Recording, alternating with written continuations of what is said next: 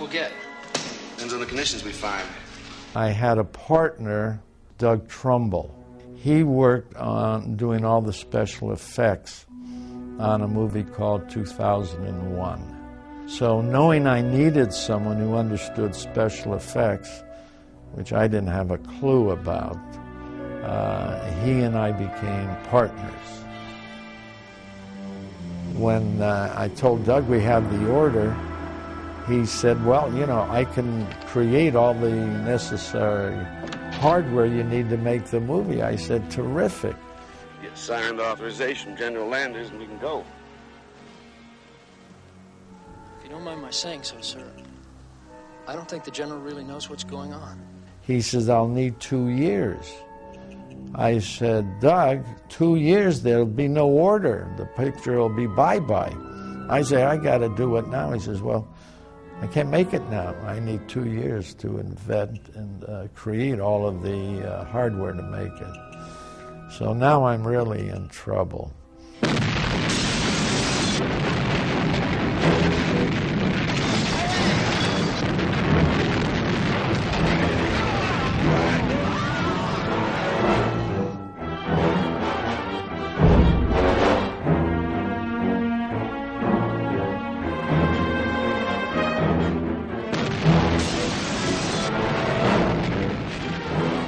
My background is taking writer-producers and selling their TV series and packaging their motion pictures. I left the agency business, so I started putting together my own projects and set up basically 4 pictures at 20th Century Fox. A real good friend of mine, who I also knew was an agent, and now he was a manager. His name was Hal Landers. And Hal Landers, terrific guy, funny, we always had a good time. But he was managing like Anne Margaret, the Mamas and the Papas, etc. And he knew I had a deal at Fox, and he brought me this book called Damnation Alley, written by Roger Zelazny. And he said, I think this would make a hell of a movie.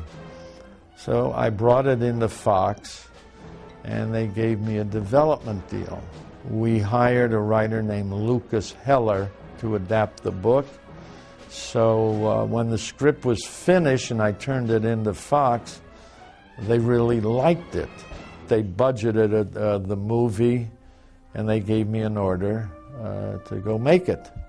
Now, this was my first movie, and the complications in getting this film made is beyond belief. So I started looking for a director for the project. I met with Robert Wise, and he read the script. He said, Jerry, you can't make this movie. I said, why not? He said, the technology does not exist. Well, I wasn't going to let the order go by, even though Robert Wise and everyone else in town says, you can't make it. I said, well, I'm going to make it. So I put together a team of special effects using everything that existed, working with miniatures and opticals and everything. But here again, I was well over my head. But I'm determined to make this movie, because it's not easy to get a commitment from a studio who finances your project. And then I met a terrific guy, a guy named Jack Smite, who directed the picture. And I knew Jack, as I recall, he did a movie with Paul Newman called Harper. And he read the script, liked it and everything. And so I made a deal with Jack Smite to direct.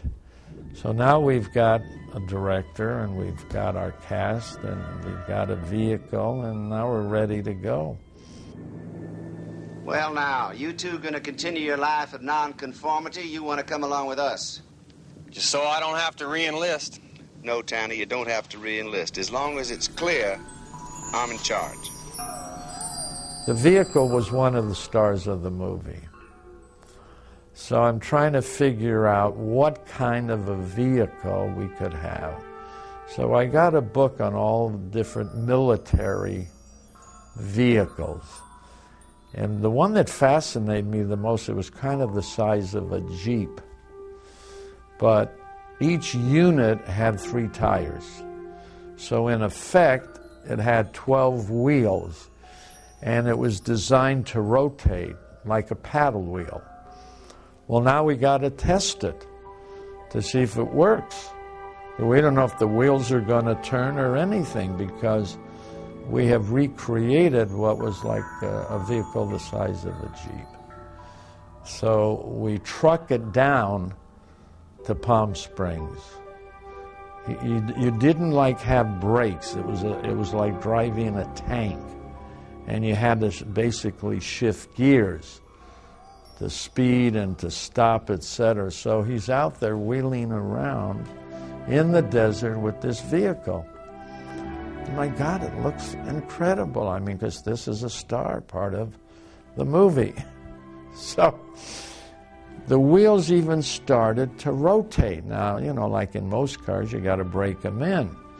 So I figured the more we use it, the better it'll become. So anyway, he does a U-turn, and I hear a grinding as it stops.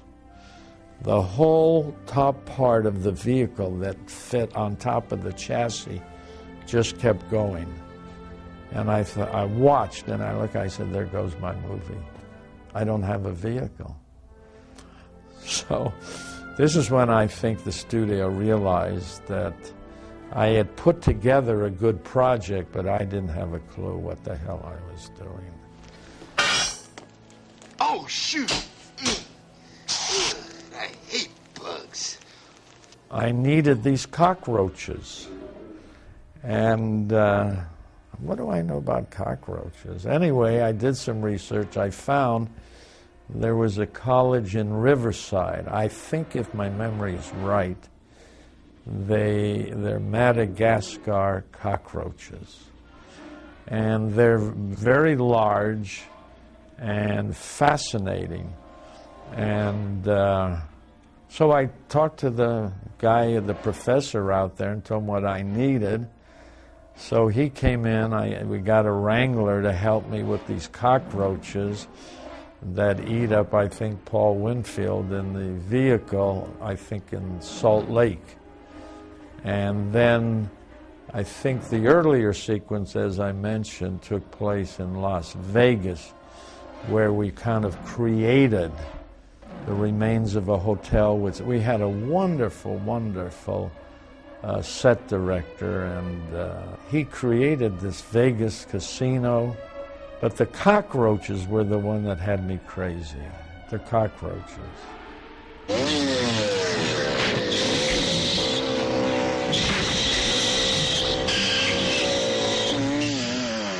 We have this stunt guy, because it was very dangerous to go off a 90-foot dune, but there was a proper way to do it. So you could go up, you disappear, and then you appear at the bottom of this sand dune. So I should have known this guy was trouble, because he's doing wheelies on the back tire of his motorcycle, and he's showing off and this and that. He didn't even check the sand dune. We told him, you go up here, then you hang a left, then you go down, and you'll disappear from the cameras, but it'll look like you went straight off the sand dune. Anyway, instead of taking a left, he takes a right. And he goes into midair on this bike with a young actress sitting on the back.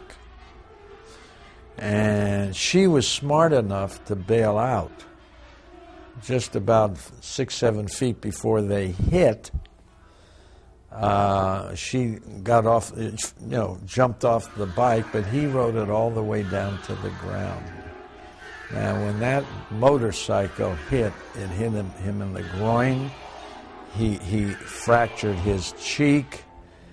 And don't you know, he showed up the next morning ready for work. I said, you got to be kidding. Do you think I could work with someone like you? You don't prepare. You don't know how the shot is supposed to work. You almost killed yourself. I said, get off the set. So that was just another kind of an incident that you never anticipated, because I never knew what was going to go on.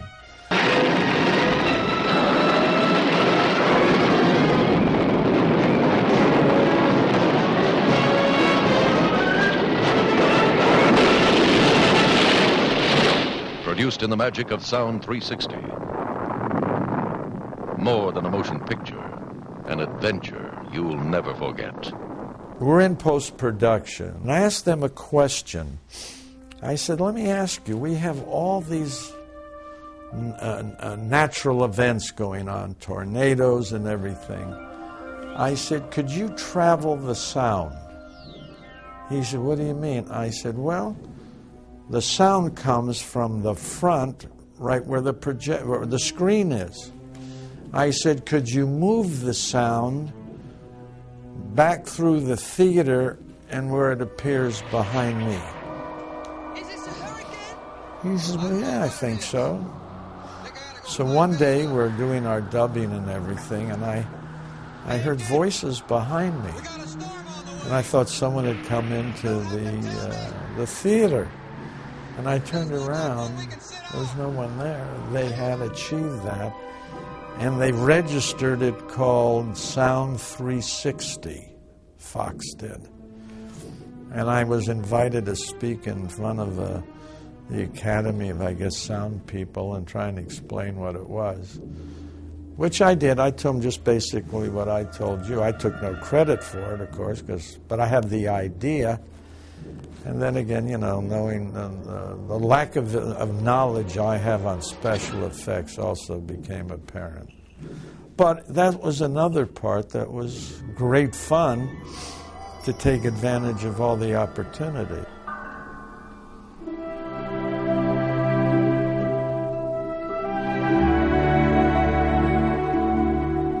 How did I feel about it?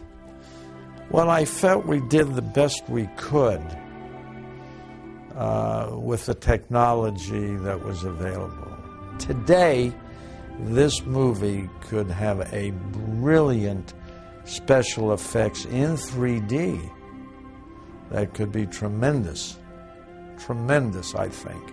But, yeah, was I happy? I don't think we realized the potential from the book and the script because of the problems and all. But today, we could do it, and do it well.